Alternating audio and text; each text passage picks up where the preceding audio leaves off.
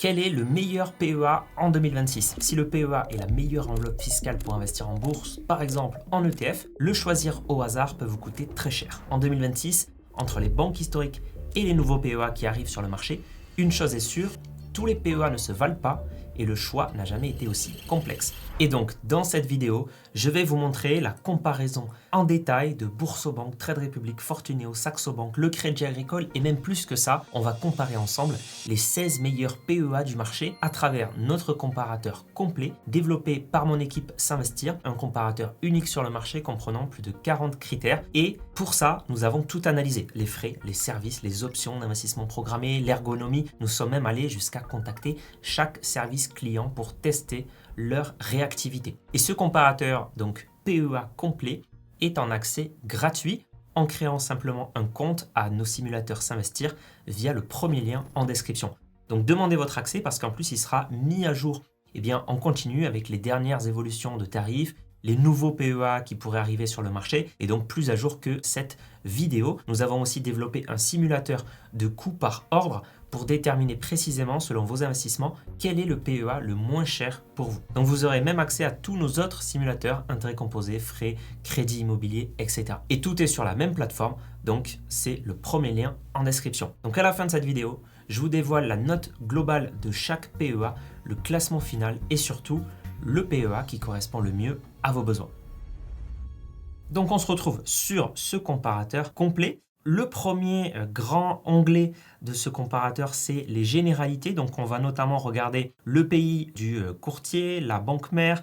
Est-ce que vous avez la possibilité d'ouvrir que un PEA ou est-ce qu'il faudra par exemple chez Fortuneo, chez Trade Republic, chez Boursorama, avoir aussi un compte courant chez Fortuneo et Trade Republic, c'est même un compte courant et un compte titre qui sont automatiquement ouverts quand vous ouvrez votre PEA. Donc on va dire que ça, ce sont plutôt des critères secondaires. Je vous laisserai regarder dans le comparateur. Les critères qui vont être le plus important, ça va être déjà le versement initial à l'ouverture parce que ça ne va pas être pour toutes les bourses. Chez Fortuneo, par exemple, pour ouvrir son compte, il faut verser à minima 100 €. Chez Trade Republic, c'est 1 €. Et pour notamment Yomoney et Ramify, c'est beaucoup plus. Donc, ce sont des PEA pilotés. On va le voir ensuite, mais du coup, vous ne pourrez pas gérer vous-même votre PEA. Ce sera piloté par Yomoney ou Ramify. Chez Yomoney, c'est minimum 5 000 €. Chez Ramify, c'est 25 000 € si c'est un transfert ou 50 000 € si c'est l'ouverture d'un nouveau PEA. J'en profite pour vous dire d'ailleurs que si vous avez déjà ouvert un PEA, vous avez déjà commencé à enclencher l'horloge fiscale des 5 années, 5 années au bout desquelles vous n'aurez plus d'impôt sur le revenu lorsque vous allez retirer de votre PEA. Donc c'est un des grands avantages fiscaux du PEA. Sachez que vous pouvez donc transférer votre PEA si vous avez déjà ouvert ce PEA pour garder cette horloge fiscale. Attention, le transfert de PEA peut prendre plusieurs jours, plusieurs semaines, voire parfois plusieurs mois, temps durant lequel votre PEA ne sera pas accessible et donc vous ne pourrez pas agir, vendre, faire des arbitrages, rajouter de l'argent ou sortir de l'argent sur votre PEA pendant ce transfert. Autre chose très importante, c'est le montant minimum des ordres. Parce que par exemple, chez Boursorama, les ordres, c'est minimum 100 €. Vous ne pouvez pas investir par exemple 25 € par mois sur votre PEA Boursorama. A contrario, chez Fortuneo, chez Trade Republic, c'est 0 €, 1 € chez Trade Republic. Donc là, on peut faire les choses très facilement pour les petites bourses. Donc ce sont vraiment des critères très importants. Je vous invite vraiment à comparer, à regarder ce qui vous correspondra le mieux pour votre PEA dans le comparateur.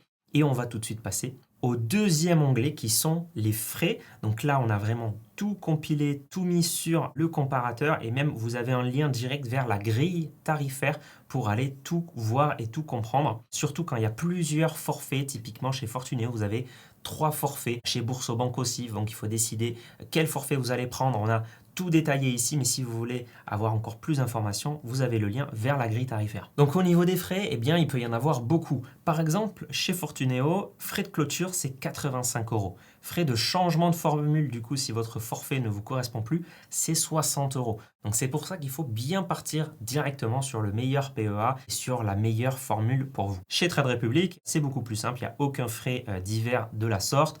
Et puis on peut avoir aussi parfois des frais en fonction du nombre d'ordres que vous faites. Donc si vous n'en faites pas assez, par exemple sur donc, le PEA du Crédit Agricole avec le forfait Investor Intégral, si vous faites moins de 12 ordres par an, vous allez payer 96 € par an, ça serait dommage. J'en profite pour dire que dans ce comparatif, vous trouverez essentiellement donc, des courtiers en ligne, Bourse Direct, Saxo, XTB, Shares, Interactive Brokers, etc. Et très peu finalement de banques traditionnelles comme Crédit Agricole. Pourquoi ? Parce que les banques traditionnelles ne sont jamais les meilleures PEA. Ce sont très généralement celles qui ont le plus de frais, les moins bonnes fonctionnalités et donc les moins bons PEA malheureusement. Donc pour avoir un très bon PEA aujourd'hui, il faut passer par un courtier en ligne. Exception faite du coup du Crédit Agricole avec le forfait Investor Intégral qui est un très bon forfait pour PEA. Mais il faut, comme on le voit ici, passer au minimum 12 ordres par an. Alors sur PEA, vous pouvez parfois avoir des frais de conversion en devise si vous achetez des actions, des ETF qui ne sont pas en euros, mais ça restera très rare et puis les meilleurs PEA n'ont pas de frais de conversion en devise. Donc les frais les plus importants à regarder vont plutôt être les frais par ordre de bourse, donc des frais que vous allez payer à chaque fois que vous allez investir. Et là, on peut dire déjà merci à la loi Pacte qui fait que sur PEA, les frais sont plafonnés à 0,5%. Donc vous ne pourrez pas payer plus que ça, sinon le PEA n'a pas le droit, c'est illégal de vous facturer plus que ça.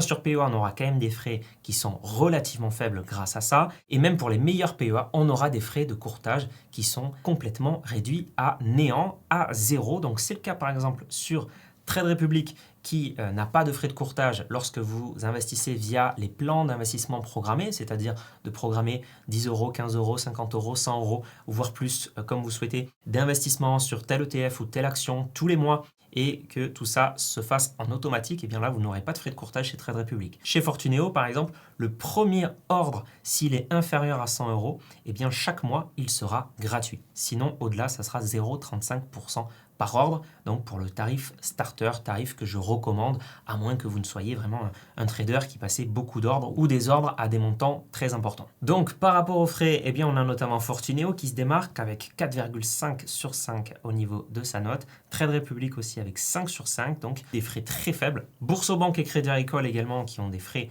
relativement faibles et qui obtiennent la note de 4 sur 5. Et puis sinon, on a parfois des PEA qui ont parfois un peu plus de frais, donc notamment pour les petites bourses, par exemple Saxo Bank, qui facture 0,08%, mais avec un minimum de 2 € par ordre. Donc c'est assez important pour tous ceux qui passent des petits ordres. Si vous passez des très gros ordres, Saxo peut être très intéressant, mais pour les petites bourses, ça ne l'est pas forcément. Mais pour vraiment comparer les frais que vous allez payer pour chaque PEA, je vous invite à vous rendre sur le simulateur coût par ordre sur PEA.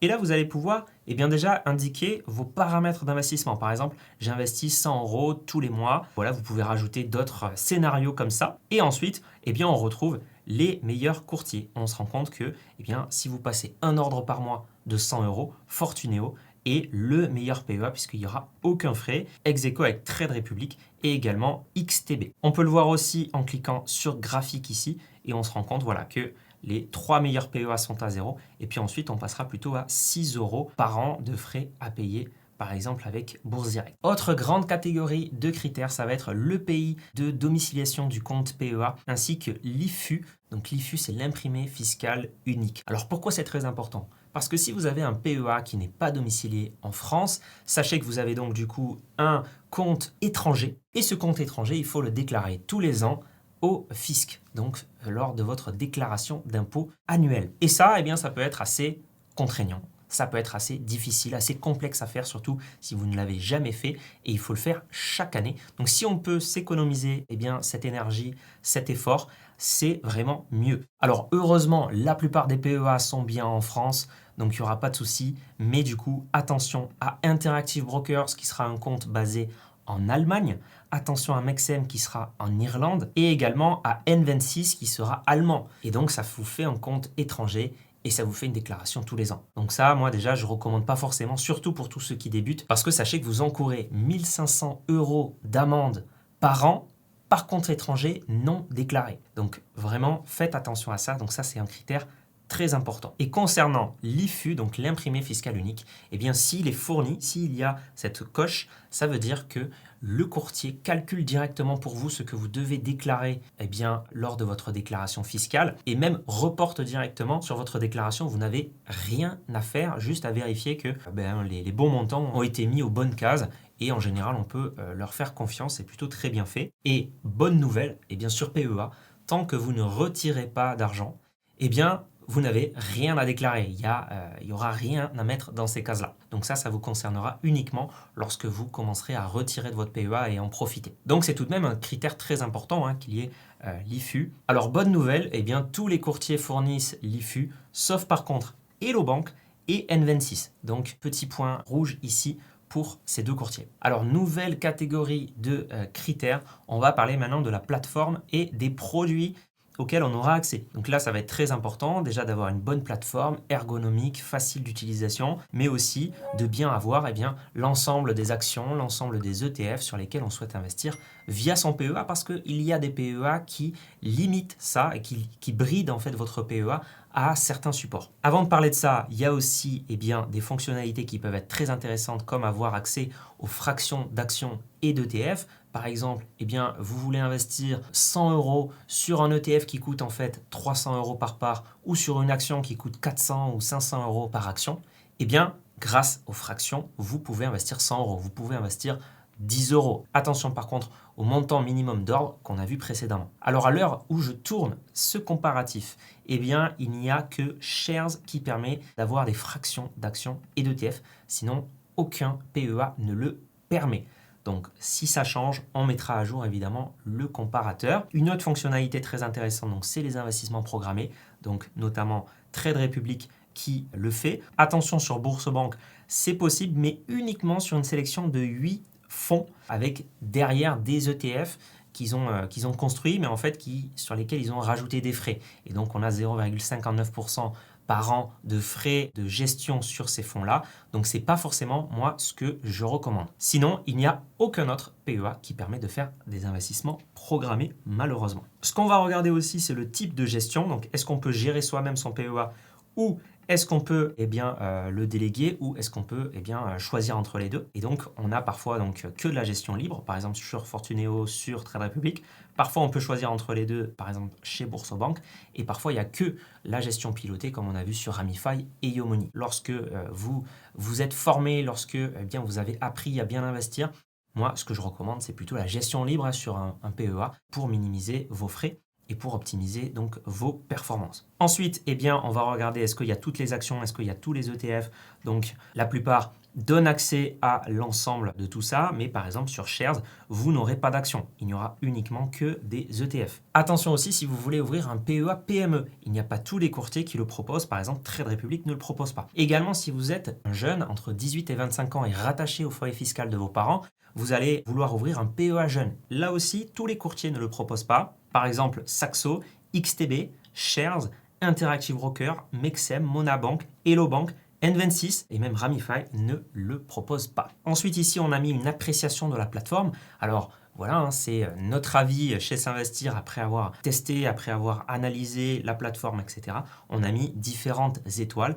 Et donc, au final, avec cette grande catégorie, on a noté sur 5, chaque courtier en fonction donc de la plateforme, des produits, des fonctionnalités. Et donc côté fonctionnalité, on a vraiment un courtier qui se démarque, c'est Trade Republic, avec une plateforme vraiment très très ergonomique, avec aussi une possibilité de gérer sur l'ordinateur, avec des investissements programmés, avec la gestion libre, le PEA jeune pour ceux qui souhaitent, des actions, des ETF. Et donc, c'est quand même très sympa. On verra après que Trade Republic a aussi quelques red flags. Autre grande catégorie maintenant de critères, c'est la propriété. Donc ça, c'est très important d'être vraiment bien propriétaire de ses actions, de ses ETF, et de pouvoir aussi transférer son PEA si on n'est pas content du courtier et aller chez un concurrent. Donc, le voyant est au vert pour tout le monde, sauf XTB qui ne permet pas de transférer son compte, et sauf N26 qui ne permet pas non plus de transférer son compte. Autre grande catégorie de critères, maintenant ça va être le service client. Lorsque j'ai un couac, lorsque j'ai une fonctionnalité qui ne marche pas, lorsque j'ai une demande spécifique, est-ce que le service client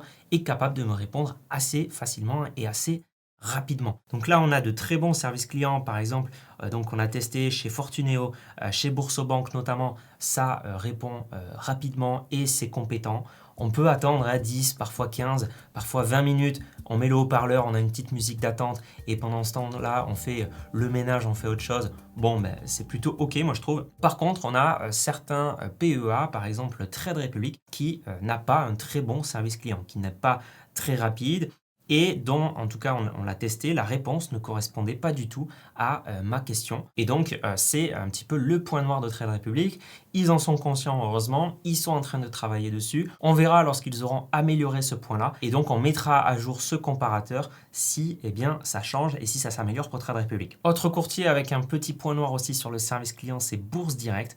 Bourse Direct qui a des avis quand même un petit peu mitigés. On a aussi pris en compte du coup eh bien, la note sur Trustpilot sur le service client. Et effectivement, moi j'ai déjà entendu des histoires comme quoi Bourse Direct parfois bloquait les transferts, il y avait des blocages. C'est pas très évident que parfois ils ne vont pas vite, ils sont pas très réactifs surtout quand on veut sortir de chez eux. Donc attention un petit peu à Bourse Direct. Alors avant de voir mon top des meilleurs PEA du marché en 2026, eh bien sachez que donc, vous pouvez simuler vos frais avec ce simulateur donc, des coûts de transaction sur PEA, que vous pouvez tout comparer avec notre comparateur pour choisir le PEA qui correspond le mieux à vos besoins. Et donc voici mon classement. Alors tout en bas, on retrouve Yomoney et Ramify. Alors, c'est tout en bas, mais des meilleurs PEA qu'on a sélectionnés quand même. Donc, ce sont quand même de très bons PEA. Malheureusement, ce sera uniquement de la gestion pilotée. Mais si vous cherchez de la gestion pilotée, ça peut être des courtiers intéressants. Donc, c'était la 16e et la 15e place. À la 14e place, on va retrouver N26. Donc, c'est un compte allemand. Moi, je ne recommande pas parce que du coup, vous allez devoir le déclarer chaque année. L'IFU n'est pas fourni. Donc, il arrive ici à la 14e place. 13e place, on retrouve Hello Bank. IFU non fourni non plus. Il y a des ordres de bourse avec des jours d'exécution de l'ordre de plus de 2 jours ouvrés. Il y a des droits de garde élevés, etc.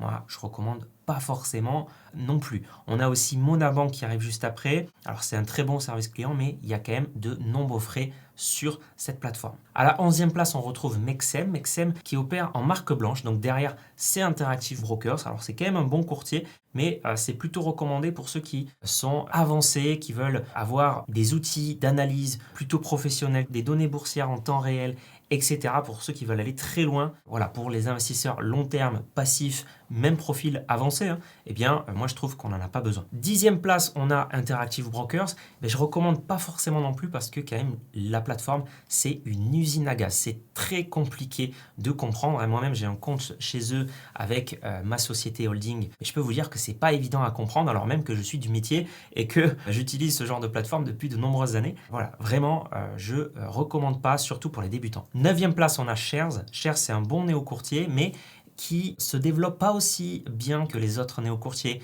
qui met pas autant de moyens, on le voit, qui parfois se détériore un petit peu, qui ne permet pas d'accéder aux actions, mais uniquement aux ETF. Et en plus de ça, on n'a même pas tous les ETF, on a uniquement 60 ETF proposés, donc on a une plateforme quand même qui est bridée. 8e position, c'est un très bon courtier avec une interface intuitive, XTB. Franchement, c'est un très bon PEA, un courtier français. Attention, il y a certaines limitations en termes d'ETF et d'actions disponibles. Et attention, c'est aussi à la base plutôt une plateforme pour ceux qui font du trading avec des outils complexes, avec des CFD qui sont des produits chers et qui ne sont absolument pas recommandés aux particuliers. Donc, faites attention à ne pas tomber après dans des travers de mauvais investissements. 7e position, Saxo, donc un très bon courtier, des frais un peu élevés si les ordres sont faibles, mais si vous passez des gros ordres, ça peut vraiment être intéressant. Une plateforme plutôt adressée à des investisseurs expérimentés et vous pouvez aussi avoir un compte titre, d'autres outils et services avec Saxo. Franchement, c'est un courtier très professionnel que je peux commencer à recommander. Juste ensuite, à égalité avec aussi la note de 4,21 sur 5, on retrouve Bourse Direct. C'est un très bon courtier avec des frais très bas. Attention, comme je vous disais, au service client. Attention parce que voilà, il est connu pour pas être le plus réactif en termes de transfert, en termes de sortie et impossible de passer des ordres inférieurs à 80 €, donc pas forcément adapté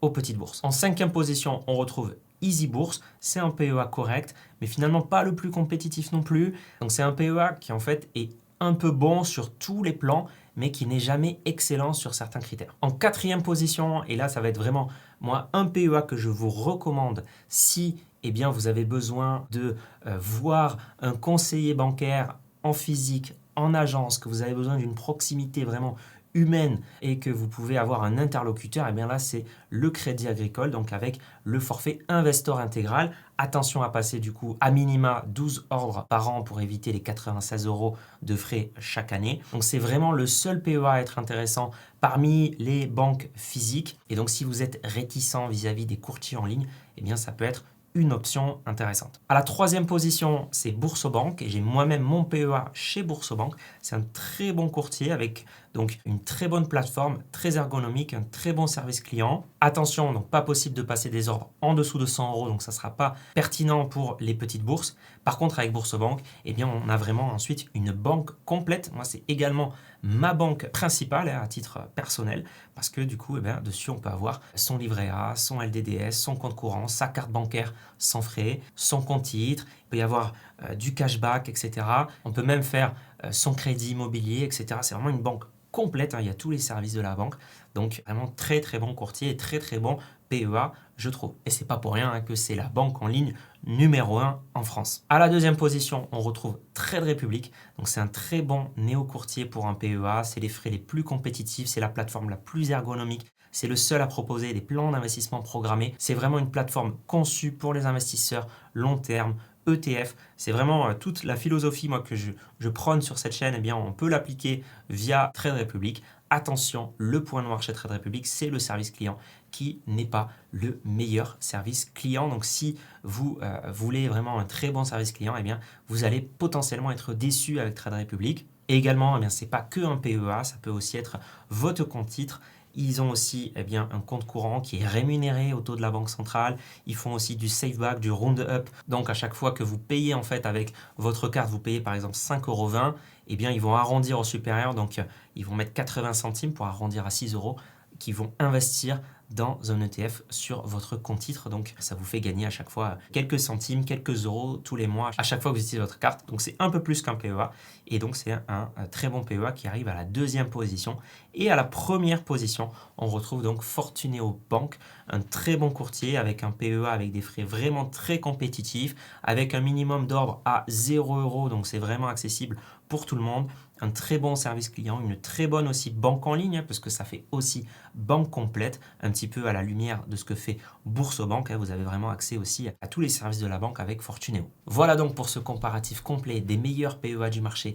Je vous invite vraiment donc à utiliser le simulateur pour calculer les frais que vous allez payer en termes de frais de courtage sur votre PEA, à comparer en fonction de vraiment ce que vous avez besoin, ce qui vous correspond le mieux, parce que vraiment chaque profil est différent, chaque situation est unique. Donc je vous invite vraiment à parcourir tout ça. En plus, il sera continuellement mis à jour. Donc c'est le premier lien en description. On a vraiment passé beaucoup de temps à aller chercher chacune de ces informations et aussi à développer ces simulateurs et ce comparateur. Donc j'espère que tout ça, ça vous plaira. N'hésitez pas à me dire en commentaire. D'ailleurs, s'il y a quelques petites erreurs, n'hésitez pas aussi à les faire remonter en commentaire. Comme ça, on pourra actualiser le comparateur et le mettre à jour. Pour ceux qui ne me connaissent pas d'ailleurs, je suis Mathieu Louvet, fondateur de S'Investir, conseiller en gestion de patrimoine et fondateur aussi du cabinet S'Investir Conseil. Merci beaucoup, j'espère que cette vidéo vous aura aidé et on se dit à la prochaine.